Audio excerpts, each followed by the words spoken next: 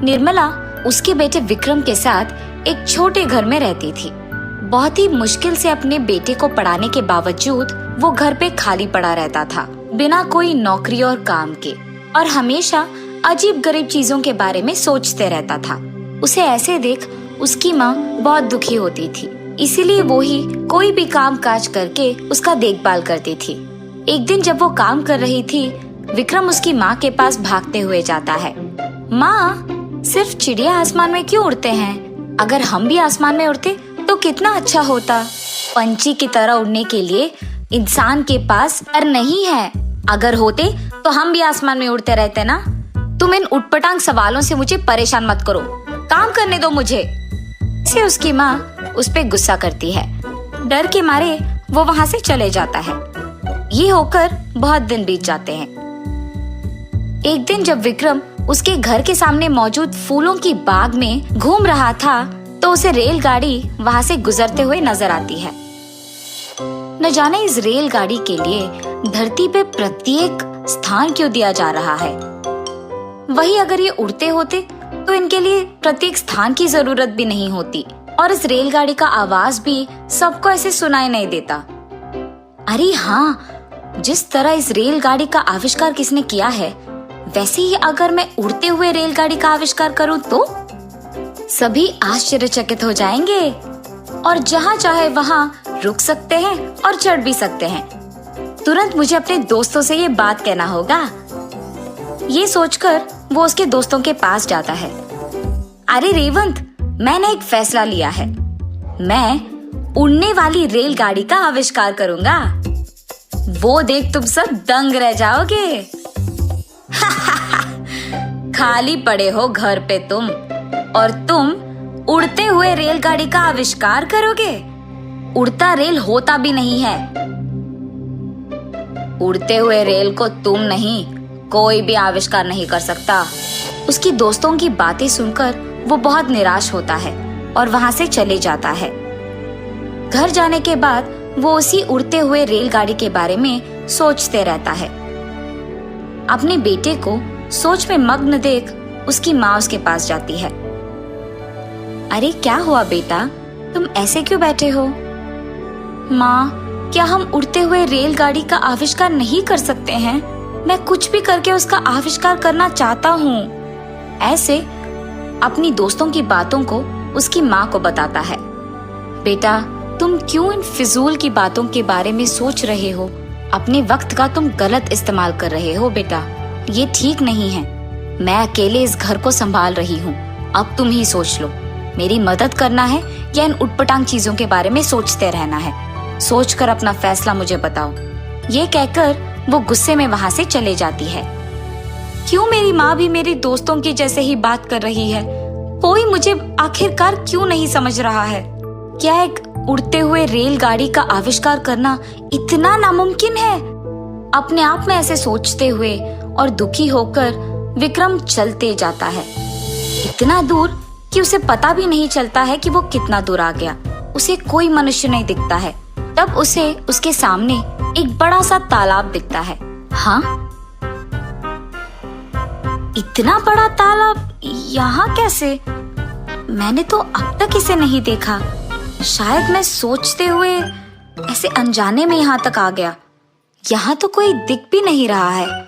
चलो अनजाने में ही सही, इतना सुंदर प्रदेश तो देख पाया हूँ। ऐसे सोचते हुए वो उसके चारों ओर देख ही रहा था जब उसे नीली रंग में चमकते हुए कुछ नजर आती है। लगता है वहाँ कुछ चमक रहा है, नीली रंग में। शायद वो एक महंगी चीज है। जरा पास जाकर तो देखूं। पास जाकर उस नीली चमकते हुए चीज को अपने हाथ में लेता है और तुरंत उस पत्थर के नीचे एक बिच्छू को देख वो चौंक जाता है। अरे बिच्छू, बिच्छू! ऐसे जोर से चिल्लाने लगता है। इतने में वो पत्थर नीचे गिर जाता है। तब वो बिच्छू विक्रम की ओर बढ़ने लगता है। उसे देख विक्रम वहां से भागने लगता है। रुको, मैं तुम्हें कुछ नहीं करूंगा। हाँ, ये क्या? बिच्छू बात कर रही है। वो पीछे मुड़ता है। अचानक उसकी आंखों के सामने बिच्छू को एक देवता के रूप में बदलते हुए देख विक्रम चौंक जाता है। डरो मत, एक मुनि की श्राप के वजह से मैं बिच्छू बन गई। कई सालों से मैं उस पत्थर के नीचे ही हूँ। अब बहुत साल बाद तुम्हारे कारण वो पत्थर का बोझ मुझसे हट गया और मैं अपना पुराना रूप पाई हूँ। ये सब सिर्फ तुम्हारे वजह से मुमकिन हुआ है। इसी खुशी में तुम जो चाहते हो मांगो, मैं उसका वरदान तुम्हें दूंगी। मुझे उड़ता हुआ रेलगाड़ी चाहिए, क्योंकि सब मुझसे कह रहे हैं कि मैं उसका आविष्कार नहीं कर पाऊंगा। ठीक है, मैं तुम्हें एक उड़ते हुए रेलगाड़ी का वरदान दूंगी। ये लो, तुम्हारे सामने प्रकट होगा। इस रेल में बैठने के बाद तुम अगर कहीं जाना चाहते हो तो बस अपने मन में उसको मांगो और ये रेल तुम्हें वहां ले जाएगी। ये कह के और उसके सामने एक उड़ते हुए रेलगाड़ी को प्रकट करके वो देवता वहां से गायब हो जाती है। अरे, इस उड़ते हुए रेलगाड़ी को देख मुझे बहुत खुशी हो रही है। तुरंत मुझे इसे चढ़ना होगा। ये सोचकर वो तुरंत उस रेलगाड़ी में बैठता है। उस देवता के बातों के अनुसार ही जो जगह वो अपने मन में सोचता है वो रेलगाड़ी उसे वही ले जाती थी। ऐसे वो वहां मौजूद सारे सुंदर प्रदेशों को देखते रहता है और वो आश्चर्यचकित होता है। ये, मुझे अब इसमें माँ के पास जाना है। ऐसे सोचते ही उड़ता हुआ रेलगाड़ी उसे उड़ते हुए उसके घर पहुंचाती है, उसके माँ के पास। सुपर रेल, सुपर रेल, ऐसे कहते हुए गांव में सभी उसके पास जाते हैं। उस रेल को उसके घर के सामने रुकते हुए देख निर्मला चौंक जाती है। तब विक्रम वहां से निकलकर कहता है, माँ, ये देखो उड़ता हुआ रेलगाड़ी। आपने कहा था कि इसका आविष्कार मैं नहीं कर पाऊंगा ना, पर ये देखो मुझे मिल गई है। चलो माँ, आप भी मेरे साथ रेलगाड़ी में बैठो। विक्रम, मुझे इस रेल चढ़ने का कोई इच्छा नहीं है। पहले ये बताओ कि रेल तुम्हें कहाँ से मिली? तब विक्रम जो कुछ भी उसको हुआ उसके माँ को बताता है। बेटा, इसका आविष्कार तो तुमने नहीं किया ना, ये तो सिर्फ तुम्हें अपनी खुशकिस्मत के वजह से मिली है। कम से कम अब से मेरी बात मानकर तुम एक नौकरी करो, तभी तुम खुश रह पाओगे। इतने में इन दोनों की बातें सुनकर सारे लोग उन दोनों के पास जाते हैं। अरे विक्रम, तुमने तो सच में एक उड़ते हुए रेलगाड़ी का आविष्कार किया है। तुम तो महान हो।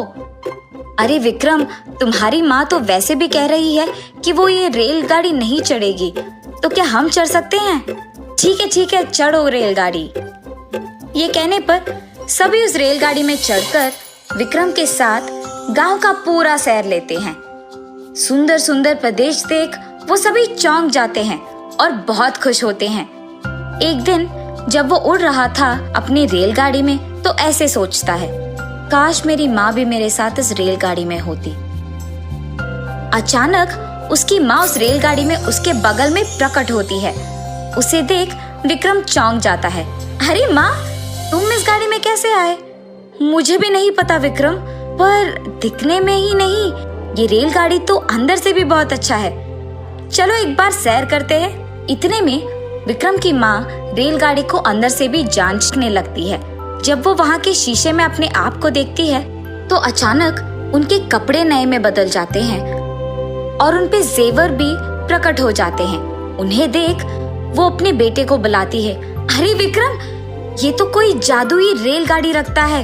ये ना सिर्फ उड़ता है, पर ये देखो मेरे नए कपड़े और ये नए जेवर। अरे हाँ माँ, लगता है कि ये कोई जादुई रेलगाड़ी है।